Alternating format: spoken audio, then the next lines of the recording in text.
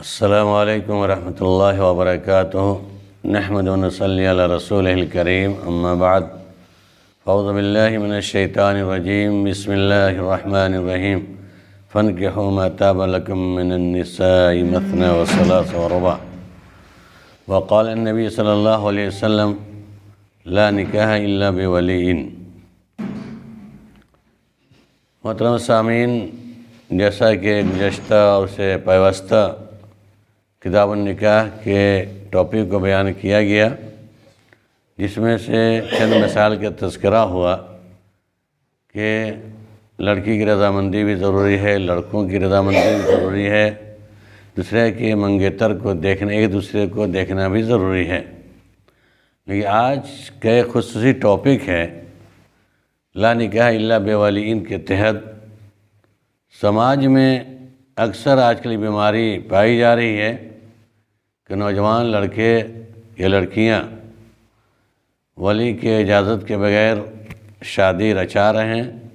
یہاں تک غیر مسلموں کے ساتھ مسلم لڑکیاں شادی کر رہی ہیں جو بالاتفاق حرام ہے۔ پہلے مسئلہ ہے کہ لو میرج کسے کہتے ہیں اور پھر کورٹ میرج۔ اہم مسئلہ آج کا ٹاپک یہی ہے کہ لو میرج کیا ہے، جائز یا نہیں، یا کورٹ میرج، کورٹ کے ذریعے جو نکاح کرتے ہیں وہ جائز یا نہیں۔ پہلی بات، لو میرج کی باتیں پسند کر کے لڑکی پسند کرے، لڑکا پسند کرے اور شادی کر لے۔ اس صورت تو یہ ہوتی ہے کہ سماج میں دباؤ ڈال کر کے مثلا لڑکا لڑکی غلط کام کر بیٹھے تو آنن فانن پکڑ دھکڑ کے لوگ زبردستی شادی کرا دیتے ہیں، یا اپنی مرضی سے وہ فرار ہو کر شادی کر لیتا ہے۔ یہ دونوں صورتیں ناجائز ہیں۔ پہلی بات، اگر لڑکا یا لڑکی میں تعلقات قائم ہو گیا ہے اور سماج کے لوگوں کو پتہ چل گیا اور لڑکا چاہتا ہے اس سے بچنے کے لیے، سماج کی بدنامی سے بچنے کے لیے، اپنی ذلت سے بچنے کے لیے، تو دباؤ میں آ کر شادی کرتا ہے، یہ بھی درست نہیں ہے۔ اگر رائے مشورے سے لڑکی والے تیار، لڑکے والے تیار، گواہ بھی تیار، ولی بھی ہوں، سب کچھ ہوں، تو اگر شادی کرنے کا مسئلہ ثابت ہوتا ہے، کرنا چاہتے ہیں، تو پہلے نمبر پر اس کی استبراء رحم کا مسئلہ ہے، یعنی حیض سے پاک ہونے کا مسئلہ۔ یہ سماج کے قاضی کو جو نکاح پڑھانے والے ہوں، یا گاؤں کے ذمہ داران ہوں، یا ولی حضرات ہوں، لڑکی لڑکے کے، 1 مہینہ ایک پیریڈ انتظار کرنا پڑے گا کہ اس کے پیٹ میں بچہ تو نہیں، حمل سے نہیں، استبراء رحم کہتے ہیں، رحم کے پاک صاف ہو جانا، تاکہ پتہ چلے اگر زناکاری ہوئی ہے تب تو شادی ہو رہی ہے، زناکاری ہوئی ہے، میل ملاپ ہوا ہے، اگر اس دن اس نطفہ ٹھہر گیا اور ہم 4-10 دن کے بعد شادی کر دیتے ہیں تو وہ نطفہ کسی غیر کا ہے اور نکاح جس سے کریں گے اس کا نہیں شمار ہوگا۔ اس لیے مسئلہ یہ ہے کہ استبراء رحم خالی ہونا چاہیے پہلے نمبر پر۔ دوسرے نمبر پہ یہ ہے کہ اس کے اوپر حد نافذ ہونی چاہیے، کوڑے برسانے کی بات ہے، مار کر کے تب اس کی تلافی ہوگی، اس گناہ کی سزا اسے جب مل جائے گی تب وہ پاک و صاف ہوگا۔ ان دونوں صورتوں کے علاوہ اگر ہم شادی کر دیتے ہیں، جبرن ہو یا بلا استبراء رحم کے دیکھے ہوئے یا بلا حد نافذ کیے ہوئے، تو جائز نہیں ہے، کسی ولی کے لیے بھی جائز نہیں ہے اور کسی قاضی کے لیے بھی جائز نہیں ہے کہ وہ شادی کرا دیں۔ سراسر ظلم ہوتا ہے، زیادتی۔ اب رہی بات، اس کے بعد معاملہ جب بڑھتا ہے، سماج میں لوگ نہیں چاہتے ہیں شادی ہو، تب لڑکے لڑکی راہ فرار اختیار کرے کورٹ میرج کا سہارا لیتے ہیں قانونی اتحاد۔ تو کورٹ میرج اسی صورت پر ناجائز ہے کیونکہ اس شادی کے اندر، کورٹ کے اندر شادیاں جو ہوتی ہیں، ولی کوئی دوسرا ہوتا ہے، گواہ بھی کوئی دوسرے بن جاتے ہیں، نکاح پڑھانے والے کیا پھر معلوم نہیں، اگر نکاح مولوی پڑھاتا بھی ہوگا تو اس لیے جائز نہیں، کہ حدیث ہے لا نکاح الا بولی، ولی کی اجازت کے بغیر نکاح درست نہیں ہے۔ دلیل حضرت ابو موسیٰ اشعری رضی اللہ تعالیٰ عنہ سے مروی ہے کہ نبی صلی اللہ علیہ وسلم نے فرمایا لا نکاح الا بولی، ولی کی اجازت کے بغیر نکاح درست نہیں ہے۔ یہ حدیث صحیح ابو داؤد کے اندر ہے، کتاب النکاح کے اندر، ابن حبان، ترمذی، دارقطنی، تمام کے اندر ہے، حدیث نمبر 1836۔ دوسری دلیل ہے عائشہ رضی اللہ عنہ سے مروی ہے کہ رسول اللہ صلی اللہ علیہ وسلم نے فرمایا کہ جس عورت نے اپنے ولی کے اجازت کے بغیر نکاح کیا فنکاح باطل، فنکاح باطل، فنکاح باطل، اس کا نکاح باطل ہے۔ لیکن نبی صلی اللہ علیہ وسلم نے کہا کہ جو عورت یا جو لڑکی جو بھی بغیر ولی کے اجازت کے نکاح کر لیتی ہے تو اس کا نکاح باطل ہے، باطل ہے 3 مرتبہ آپ نے فرمایا ہے، اور یہ صحیح ابو داؤد کی یہ بھی روایت ہے۔ تیسری دلیل ابو ہریرہ رضی اللہ تعالیٰ عنہ سے مروی ہے کہ رسول اللہ صلی اللہ علیہ وسلم نے فرمایا کوئی عورت کسی دوسری عورت کا ولی بن کر نکاح نہ کرے اور نہ ہی خود اپنا نکاح کرے، بلا شبہ وہ عورت زانیہ ہے جس نے اپنا خود نکاح کر لیا، بھاگ کر گئی، لو میرج کیا، جا کر کے اپنی مرضی شادی کر لیا۔ اب لوگ فلسفہ بتاتے ہیں کہ جب لڑکا لڑکی راضی تو کیا کرے قاضی، استغفر اللہ، اسی صورت میں کہ اپنی مرضی سے شادی کر رہی ہے، گارجین بھی نہیں چاہ رہا، ولی بھی نہیں چاہ رہا، لیکن ہم کریں گے، ٹھیک ہے، اجازت تو لینا ضروری ہے، لیکن اس کا مطلب یہ نہیں کہ جب جس سے چاہے منہ مار کر چلی جائے اور شادی کر لے، یہ حرام ہے ایسے نکاح۔ اللہ کے نبی نے کہا فنکاح ہو اب بات 3 مرتبہ کہا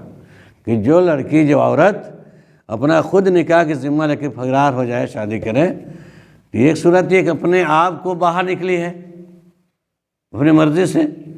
پھر جار کورٹ میں بغیر ولی کی نکاح کر رہی ہے۔ دونوں حدیث اس بات پر دال ہیں کہ کورٹ میرج جو شادیاں ہوتی ہیں وہاں پہ ولی اس کا نہیں ہوتا، ولی شرط ہے، گواہ بھی شرط ہے، تو جب ولی ہی نہیں ہے تو نکاح باطل ہے، بلا ولی کی نکاح درست نہیں ہے۔ تو بھلا کورٹ میرج کے اندر جو باتیں آتی ہیں، جو مسئلہ ہو رہا ہے آج کل، یہ غلط ہے، حرام، اور رشتہ حرام ہوتا ہے۔ ان تمام احادیث سے معلوم ہوا کہ عورت کا نکاح منعقد ہونے کے لیے ولی کی اجازت شرط ہے، اس کے بغیر اس کا نکاح نہیں ہوتا ہے۔ جمہور محدثین، امام مالک، امام شافعی رحمۃ اللہ علیہ اسی کے قائل ہیں کہ بغیر ولی کے نکاح درست نہیں ہے۔ ابن منذر کہتے ہیں کسی بھی صحابی سے اس کی مخالفت مروی نہیں ہے۔ ابو حنیفہ کہتے ہیں کسی بھی صورت میں ولی کی اجازت ضروری نہیں۔ اب الگ مسئلہ صحیح حدیث کی مخالفت میں ابو حنیفہ رحمۃ اللہ علیہ کا مسئلہ بیان کیا جائے، گرچہ ان کا کوئی اپنا مسئلہ نہیں، لیکن ان کی کتاب ہو گئے، فقہی کتاب کے اندر ہے کہ ان کے نزدیک ولی کی اجازت ضروری نہیں ہے، اس لیے راستہ ہمارا ہے۔ اس کا مطلب یہی نہ ہے کہ ولی کی شرط نہیں لگا رہے ہیں، آپ آزادی دے رہے ہیں فقہی مسائل میں، ایسے بھی اجازت ہے ان کے یہاں، حدیث کی روشنی میں جائز نہیں ہے۔ امام قرطبی کہتے ہیں یہ کبھی بھی جائز نہیں ہے، بغیر ولی کے نکاح درست نہیں ہے۔ شمس الحق عظیم آبادی رحمۃ اللہ علیہ بھی یہی کہتے ہیں کہ ولی کی اجازت کے بغیر نکاح باطل ہے، انور المعبود 191 جلد نمبر 2۔ عبد الرحمن مبارک پوری بھی اسی قائل ہے۔ اب ایک مسئلہ اس میں یہ بھی آتا ہے کہ باکرہ عورت کے لیے بعض لوگ کہتے ہیں کہ ولی شرط ہے، جس کی شادی کنواری لڑکی، باکرہ سے مطلب یہ ہے کہ کنواری لڑکی، اور سیبہ کہتے ہیں جس کی شادی ہوئی تھی، شوہر مر گیا یا طلاق ہو گیا، تو سیبہ کہا جاتا ہے۔ اب بعض لوگوں نے کہا کہ جو سیبہ عورت ہے اس کے لیے اجازت ولی شرط نہیں ہے، ولی اس کے لیے کافی نہیں بلکہ وہ اختیار ہے، لیکن تحقیقات کے روشنی میں اس کے لیے بھی ولی شرط ہے۔ جن حدیث میں یہ الفاظ ہے الطیبہ حق بنفسها من ولیہا، کہ شوہر دیدہ عورت یعنی سیبہ عورت اپنے نفس کے متعلق اپنے ولی سے زیادہ حق رکھتی ہے۔ اور ایک روایت میں ہے کہ لیس للولی مع السیبہ، شوہر یعنی سیبہ کے لیے ولی کا کوئی اختیار نہیں ہے۔ تو یہ روایت جو ہے جس میں سیبہ کے لیے ولی کا کوئی اختیار نہیں ہے، جو روایت پیش کرتے ہیں لوگ، یہ روایت کہاں کی ہے؟ یہ روایت ابو داؤد کی کتاب نکاح کے اندر اور نسائی کے اندر بھی ہے۔ ابو داؤد کی روایت ہے یہ 2100، اور نسائی کے اندر ہے 84 جلد نمبر 6۔ تو یہ روایت ضعیف ہے، یہ روایت ضعیف، اور ضعیف کی تعریف میں نے بتایا تھا پہلے درس کے اندر، ضعیف حدیث کیوں کہلاتی ہے، کیا شرائط ہیں، الحمدللہ آپ لوگ بخوبی واقف ہیں، جتنے لوگ موجود تھے اس درس میں آپ لوگوں میں سے تمام لوگ سنا ہوگا کہ ضعیف کی کیا شکلیں ہیں، کس طرح ضعیف ہوتی ہیں، زیادہ وضاحت کی ضرورت نہیں ہے، علماء کرام اور ذی علم سب سمجھتے ہیں۔ تو جس ضعیف حدیث سے استدلال کرتے ہوئے مسئلہ یہ بیان کر دے کہ ولی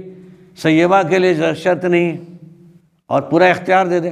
ہاں کچھ اختیار ہے، کو پسند کا جو مسئلہ آئے گا اس کی مرضی کو جہاں بات آپ کریں اس کے ولی، وہ یا وہ اپنے آپ کے اختیار ہے کہ کہہ سکتی ہے کہ فلاں سے شادی کرنا چاہتی ہوں، اپنے ولی کو منانے یا سمجھانے کی ضرورت ہے وہ کہہ سکتی ہے۔ تو اس معاملے میں اختیار تو ہے، لیکن بغیر ولی کے کہیں بھی کوئی روایت ایسی نہیں آتی ہے، خیر سیبہ کا مسئلہ ہو یا باقرہ کا مسئلہ ہو، کہ ولی کے بغیر نکاح جائز ہو، یا کسی صحابی نے اس پر عمل کیا ہو، یا کسی صحابیات نے سیبہ ہونے کے بعد بھی بغیر ولی کے کبھی نکاح کیا، کہیں ایسا مسئلہ نہیں ملتا۔ سیبہ ہو باقرہ ہر شخص کے لیے ولی شرط ہے۔ جو لوگ ولی کی اجازت ضروری نہیں تصور کرتے، ان کے دلائل دو ہیں۔ نمبر 1، جن آیت میں نکاح کی نسبت عورتوں کی طرف کی گئی ہے، حتی تنکح زوجا غیرہ، کہ وہ عورت اس کے علاوہ کسی اور سے شادی کر لیں، فَلَا تَعْضُلُهُنَّ يَنكِحْنَ أَزْوَاجَهُنَّ، انہیں اس سے اپنے پہلے خاوندوں سے نکاح کرنے مت روکو۔ وہ طلاق بائن کی صورت میں، حلالہ کی صورت میں مطول بحث ہے۔ اور اس کا جواب یہ دیا گیا کہ اگرچہ ان آیات میں بظاہر نکاح کی نسبت عورت کی طرف کی گئی ہے، لیکن دیگر دلائل سے معلوم ہوتا ہے کہ عورت نکاح کرے، لیکن ولی کی اجازت کے ساتھ۔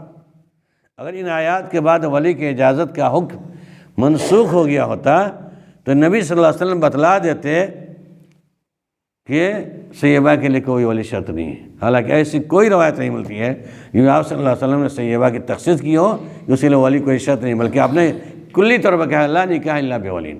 وہ نکاح ہی درست نہیں ہے جو بغیر ولی کو، خیر سیبہ میں باقرہ۔ لیکن اکثر زیادہ لوگ یہ سمجھتے ہیں کہ سیبہ کے لیے ولی شرط نہیں ہے، اس پر مسئلہ بیان بھی کرتے ہیں لوگ، عمل بھی کرتے ہیں، درست نہیں ہے۔ کوئی بھی ہو اس کے لیے ولی شرط ہے۔ اسی طرح قیاس پر بھی دخل ہے کہ اسے بیع پر قیاس کیا جاتا ہے، یعنی جس طرح بیع کے انعقاد میں محض بائع اور مشتری کی رضامندی کافی ہے، یعنی بیچنے والا اور خریدنے والا، بائع اور مشتری دونوں راضی ہو جائے تو معاملہ نپٹ جاتا ہے خرید و فروخت کا۔ ویسے ہی بعض لوگوں نے قیاس کیا ہے کہ مرد عورت دونوں راضی ہو گیا تو اس پر نکاح درست ہے، ولی کوئی شرط نہیں۔ یہ قیاسی بات ہے، اور نص کی مخالفت میں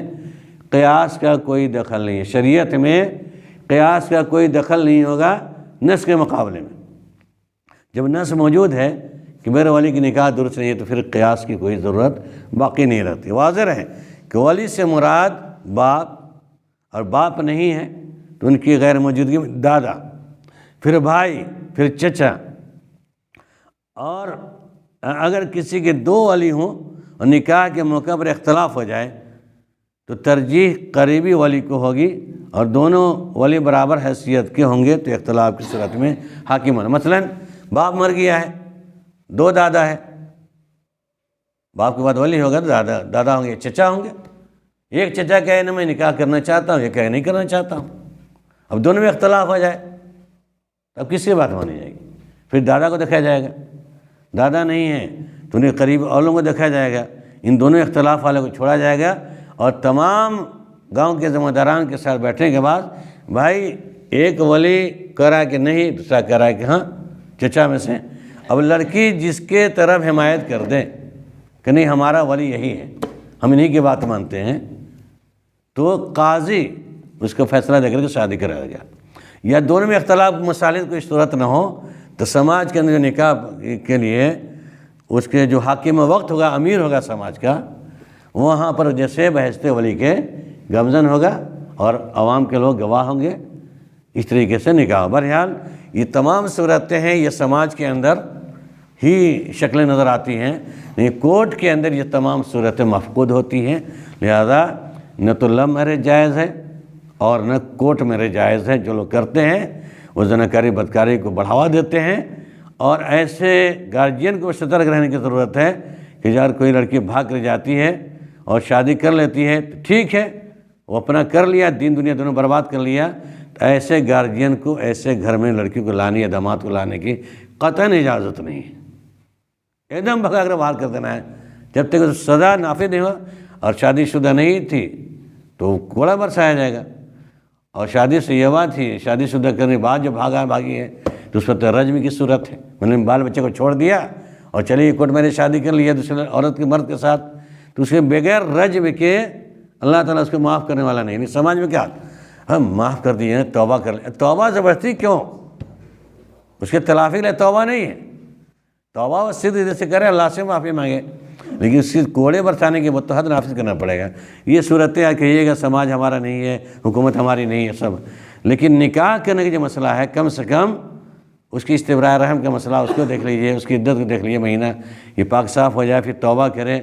اور جو حد بندی ہو اس اعتبار سے شرعی دائرے میں ہو تو درست ہے، لیکن غیر شرعی طور پر کوئی لو میرج کرتا ہے جائز نہیں ہے، یا کوئی کورٹ میرج کرتا ہے جائز نہیں ہے۔ اللہ رب العالمین تمام امت مسلمہ کو اس برے افعال سے بچنے کی توفیق عنایت فرمائے۔